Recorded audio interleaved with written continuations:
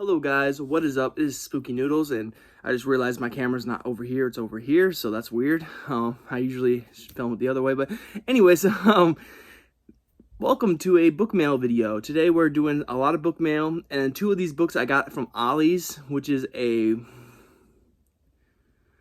a store, and they sell a lot of secondhand goods and stuff like that, so it's a really cool store. If you have an Ollie's, go check them out. Sometimes you'll find some books, and I found two, so yeah.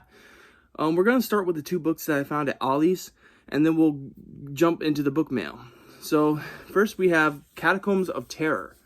This is by Stanley Donwood.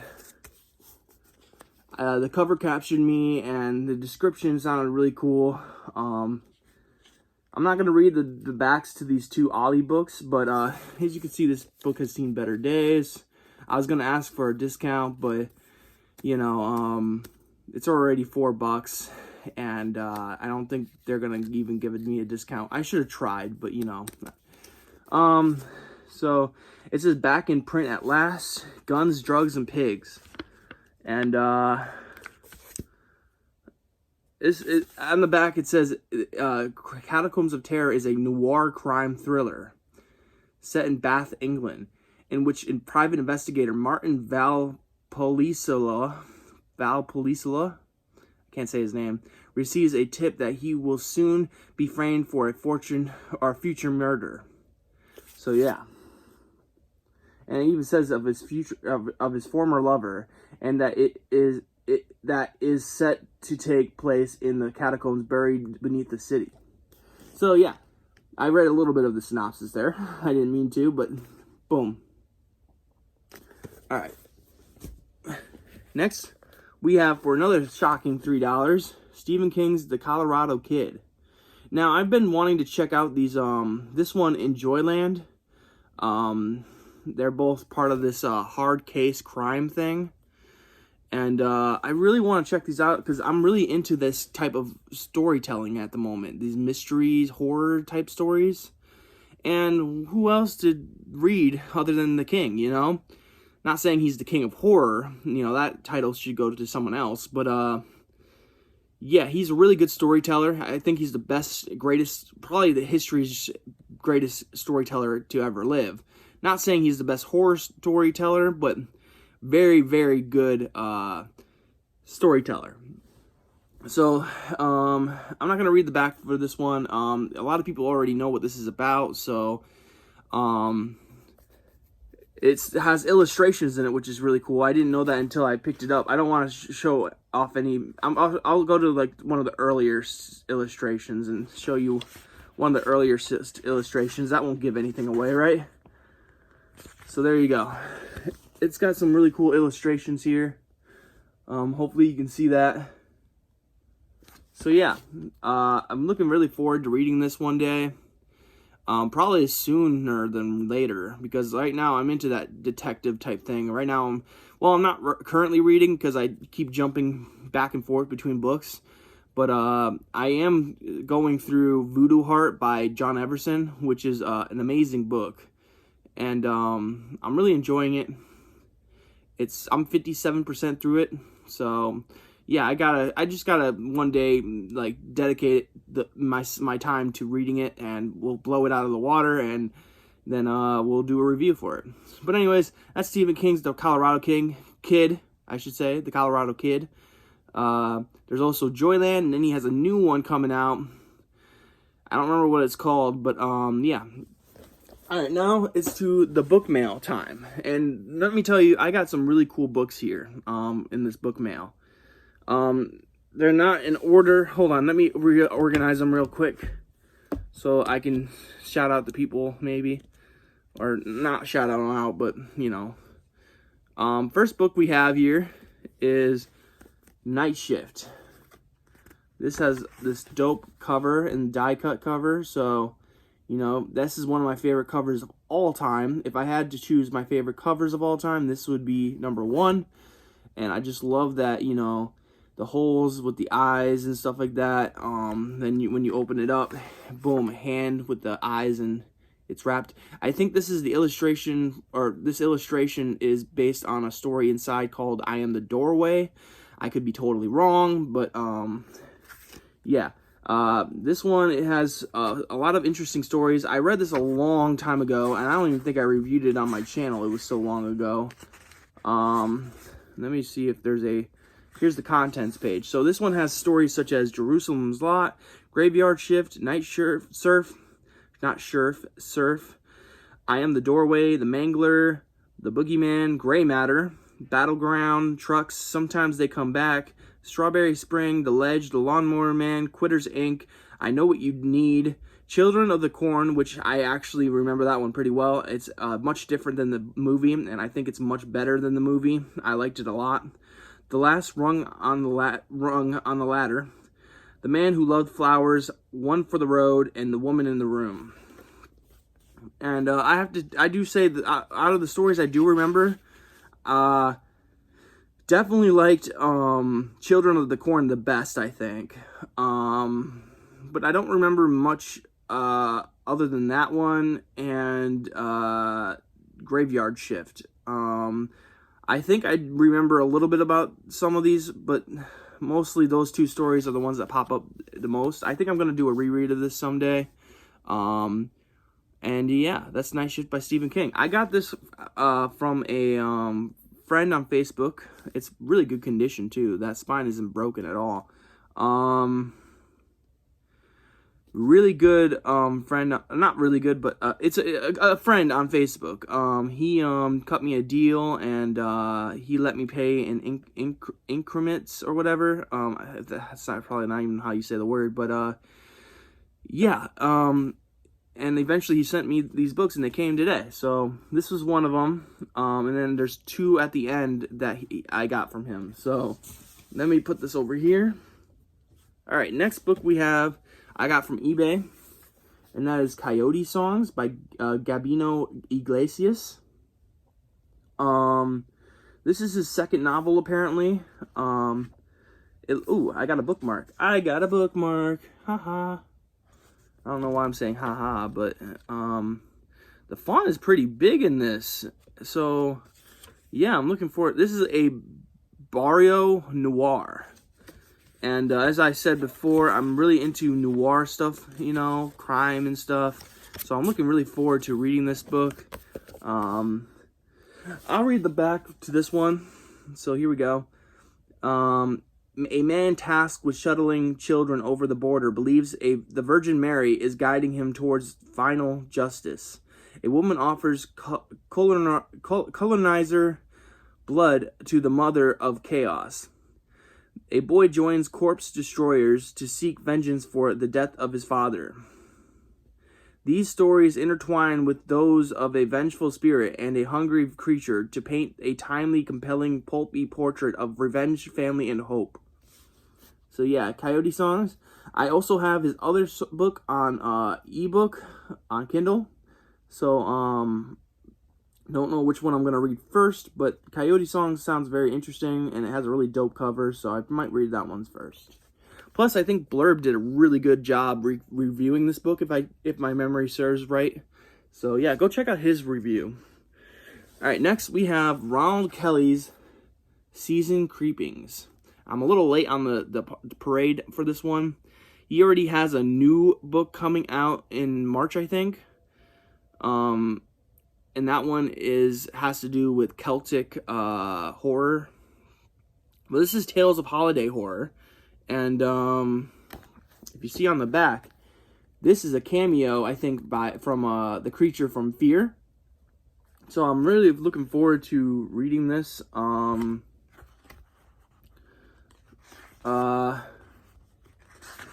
Yeah, this one has stories such as Jingle Bones, The Skating Pond, Depravity Road, Heirlooms, Wind Within, or The Wind Within, The Came of Woodsman, Then Came a Woodsman, I'm sorry, Then Came a Woodsman, As for Me, My Little Brain, Beneath the Branches, Papa's Exile, and Peddler's Journey. I've read The Peddler's Journey before, so I don't need to read that one, but yeah, the coolest thing about my book, my copy, is it says Many Happy Holiday Nightmares to Nick. And it says Ronald Kelly, 1/8/2021, and it has a cool little illustration there. It is signed. Dun dun dun. Yes, my book is signed. I'm trying to get all of Ronald Kelly's stuff signed. He's my favorite author of all time. I just recently reviewed 12 Gauge, aka Father's Little Helper. I enjoyed that book a lot. I don't know where it is. I think it's in there on my bookcase, but I still need to finish Bloodkin. Bloodkin might beat Fear. It possibly could beat Fear as my favorite book of all time. That's how good Bloodkin is. Now, I mean, it would have to really blow it out of the water at the end to beat Fear, but it has a fighting chance. That's what I'm saying. I'm not saying it's going to beat Fear for my favorite book, but it has a fighting chance. So, yeah. But this one and his Halloween Tales are going to go right next to each other on my bookshelf. And when 2021's holiday season comes and it's October, November, December, I'm going to start reading these Ronald Kelly books. And I'm really excited too because I hear marvelous things about these short story collections. And he wrote one of my favorite short stories of all time, which is Mr. Mac and the Monster Mobile. And that story blows every other short story I've ever read out of the water, really. I think there's only a few stories. I think I have 2 stories above Mr. Mac and the Monster Mobile for my favorites of all time. So, yeah. But that's Season Creepings by Ronald Kelly. Alright, next we have... This is from my friend on Facebook. He sent me these. This is Population Zero, Wrath James White. If you don't know, Wrath James White is my second favorite author of all time. The only reason why he's my second favorite and not any other number is because I love Skins, and I'm loving The Resurrectionist. I need to finish The Resurrectionist, but I'm really digging it. And I bought a few other books by him, and I'm dying to read by him. Like, I have To the Death, and I'm looking forward to reading that one. But, yeah, Wrath James White's writing is just phenomenal. I like the way he details things, and his storytelling is out of this world. To me, at least, it is. Now, to you, he might be a different story. Maybe he's too graphic or violent or extreme, But for me, Wrath James White is awesome, and I just like his writing a lot, And, we just had Martin Luther King Day, and I highly recommend people read more. Now, this has nothing to do with Wrath James White being my favorite writer of all time, but I think it needs to be said that I wish more people would give black authors a shot. Like, I feel like like people need, like, not need, but a lot of people would enjoy Wrath James White if they just gave him a shot. You know what I'm saying? And I'm not saying it's because he's black that they're not giving him a shot, but I feel like he doesn't get talked about enough, Maybe he is in the horror community, but, I just wish he got more spotlight, you know what I'm saying? And same with Andre Duza, who is a similar writer to Wrath James White, but a little different, in a way. He's more, like, the one book I read by Andre Duza, it was like a script. And I like reading scripts, so, that was a lot of fun, and it's not for everybody, but, same with Wrath James White, he's not for everybody, but, I feel like a lot of people would enjoy him if they just gave him the chance, yes, his stories are very brutal, like, I'm reading The Resurrectionist, and it's brutal, but at the same time, I'm really enjoying it, so I must be a sicko or something. But, yeah. But let me tell you, let me read the synopsis for Population Zero. So here we go. An intense sadistic tale of how one man will save the world through forced sterilization. When Todd was just a child, he learned that sometimes it was necessary to sterilize and euthanize animals in order to keep their population from growing too rapidly. It was the humane thing to do, the best thing for the environment. Yet, every day at his job at the welfare department, Todd sees the dregs of humanity multiplying unchecked, overburdening the earth with a tidal wave of waste, abuse, and cruelty. But if he can convince them not to reproduce, if he can convince everyone to voluntarily sterilize themselves, then he might just prevent the coming of population explosion. And those who can't be convinced, ... Population Zero is the story of an environmental activist named Todd Hammerstein, who is on a mission to save the planet. In just 50 years, the population of the planet is expected to double, but not if Todd can help it. From Ralph James White, the celebrated master of sex and splatter, comes a tale of environmentalism, drugs, and genital mutilation. I'm sorry, that word makes me giggle sometimes. But that's Population Zero. It's a short little novella. It's a novella. So it comes in at 105 pages. I'm gonna read this one very soon because Ralph James White is just extraordinary. He has great ideas, and I just love his writing. So yeah. And then the last one I got from my friend, and the last book. Oh, I tilted the chair by accident. And the last book I have here, it's got a little sticker residue on the cover, but that's okay. This is Nathan Ballingard's. I'm gonna jack up this name, guys. Nathan Ballingard's. Nathan Ballingard.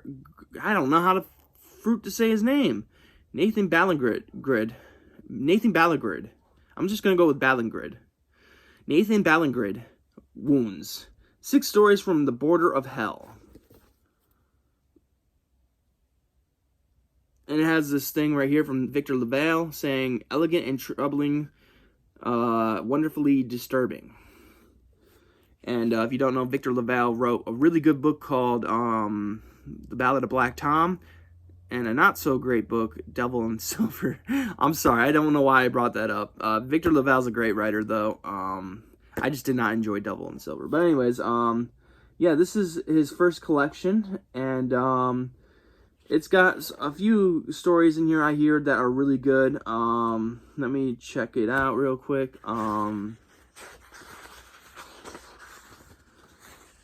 Where's the content page? Give me the content. He has The Atlas of Hell, The Diabolist, Skull Pocket, The Maw, The Visible Filth, and The Butcher's Table. And each one of these are like novelette length. You know what I'm saying? Except for the last one. The last one, or not the last one, The Visible Filth is 70 pages. So that's basically a novella right there. Then you have Butcher's Table, which I don't know how long Butcher's Table is. Oh my god, Butcher's Table is long as fruit. It's 275 minus 178. So let's just say it's 175, and then we'll add in the 3 pages later. So,